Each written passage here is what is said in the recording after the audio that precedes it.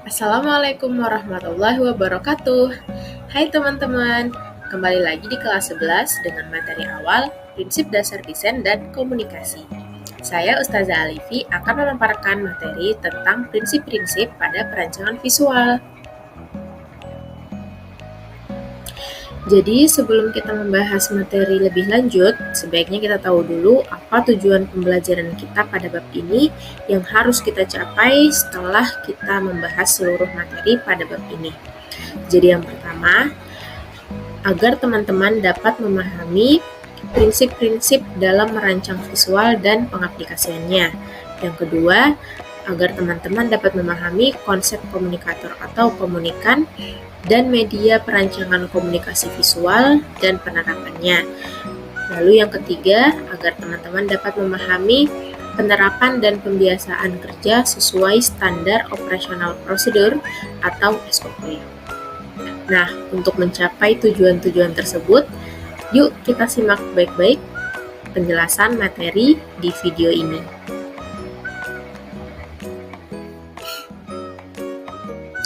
Sebelumnya, mari kita ingat-ingat lagi apa itu perancangan visual.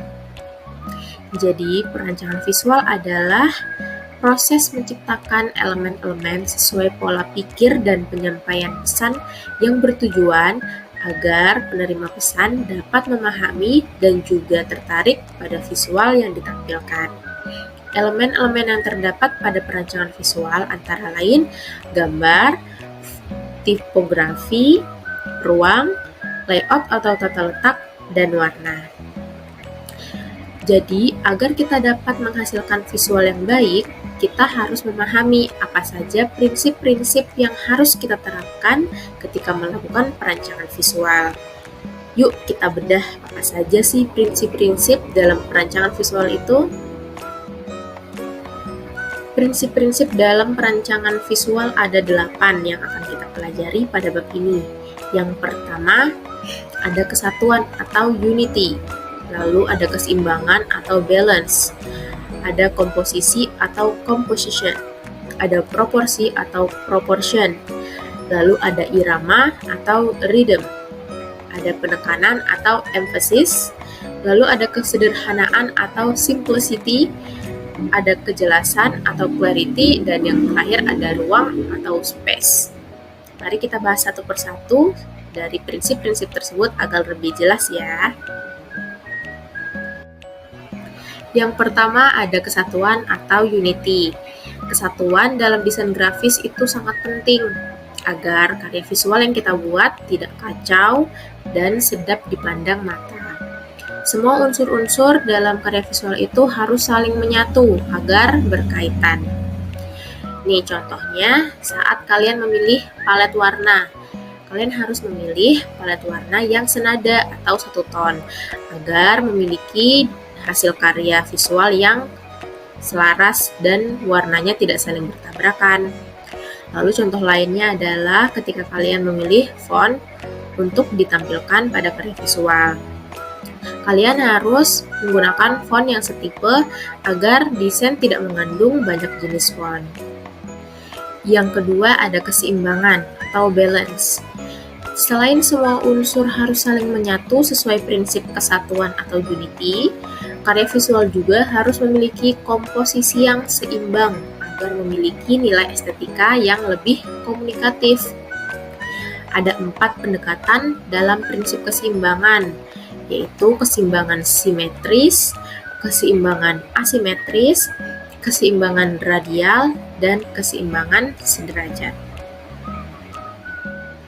Lalu yang ketiga ada komposisi atau bisa disebut juga dengan keserasian. Komposisi dalam prinsip visual memiliki fungsi sebagai faktor yang mengamankan agar suatu karya visual tidak terkesan terlalu ramai. Jadi ketika kalian ingin menampilkan elemen-elemen ke dalam karya visual kalian, pastikan semua elemen-elemen tersebut sesuai porsinya masing-masing. Juga prinsip-prinsip karya visual harus pas dan tidak berlebihan agar karya visual tersebut seimbang dan memiliki komposisi yang baik. Lalu yang keempat adalah prinsip proporsi.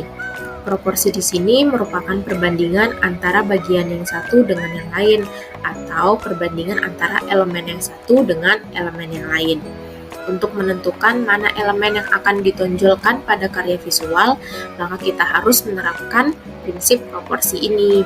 Jadi ketika kalian ingin menampilkan suatu pesan pada karya visual, maka elemen pesan tersebut harus memiliki proporsi yang lebih besar dengan perbandingan yang sesuai dengan elemen yang lain.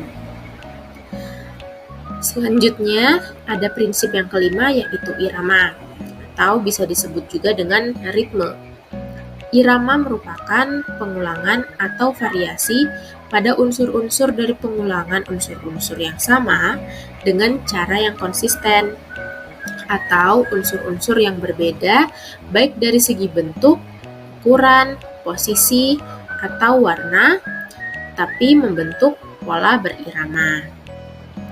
Setelah irama, ada prinsip penekanan atau emphasis. Penekanan adalah cara untuk menentukan bagian mana yang akan menjadi prioritas dalam desain yang kamu buat. Biasanya bagian ini merupakan informasi atau pesan yang ingin kita sampaikan kepada audiens atau penerima pesan. Jenis penekanan dalam desain grafis ada 3, yaitu hierarki, skala, dan proporsi, juga ada kontras. Nah, penekanan dan proporsi tentunya saling berkaitan ya. Unsur-unsur yang menurutmu menjadi prioritas tentunya akan memiliki proporsi yang lebih besar dibanding elemen-elemen lainnya yang terdapat pada karya visual. Oke, kita lanjut beralih ke prinsip selanjutnya, yaitu kesederhanaan. Jadi, prinsip kesederhanaan yang dimaksud dalam perancangan visual ialah tidak lebih dan tidak kurang, atau tepat dan tidak berlebihan. Prinsip ini bertujuan agar hasil desain lebih menjadi menarik dan pesan yang terdapat dalam karya tersampaikan dengan jelas pada penerima pesan atau audiens. Selanjutnya yang ke-8 adalah kejelasan. Kejelasan mempengaruhi penafsiran audiens akan sebuah karya visual yang kalian buat. Bagaimana kita mengatur kejelasan agar karya visual itu mudah dimengerti dan tidak menimbulkan ambigu atau makna ganda. Contohnya pada gambar yang tertera pada presentasi, ada 2 gambar ya, bulat. Jika kita memperhatikan sekilas, gambar itu terlihat bulat dua-duanya. Namun, gambar yang sebelah kiri terlihat jelas bahwa bentuk tersebut merupakan lingkaran penuh. Sedangkan bentuk yang sebelahnya, yang di sebelah kanan, kurang jelas antara bentuk bulat atau kotak, atau bisa juga terlihat lonjong. Jadi pada karya visual, apa yang kita sampaikan harus tegas dan harus jelas agar dapat dipahami dengan baik oleh penerima pesan. Oke, yang terakhir adalah ruang atau space. Jadi dalam prinsip perancangan visual ini yang dimaksud dengan ruang itu adalah ruang negatif atau ruang putih. Jadi dalam desain terdapat ruang kosong yang tidak memiliki elemen desain, kecuali warna background atau pola tekstur. Sebagai prinsip desain, ruang negatif sangat penting karena memberikan elemen-elemen dalam ruang komposisi untuk bernafas. Jika tanpa spasi, halaman terlihat berantakan dan sulit untuk dibaca.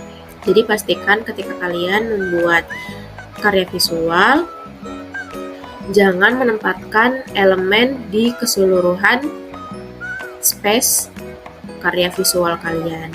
Harus ada ruang putih atau ruang negatif agar karya visual kalian tetap kelihatan lega dan tidak terlalu berantakan atau penuh sesak. Nah, itu dia pembahasan materi kita kali ini tentang prinsip-prinsip pada perancangan visual. Untuk pembahasan materi selanjutnya akan kita bahas di video selanjutnya. Dan teman-teman, Assalamualaikum warahmatullahi wabarakatuh.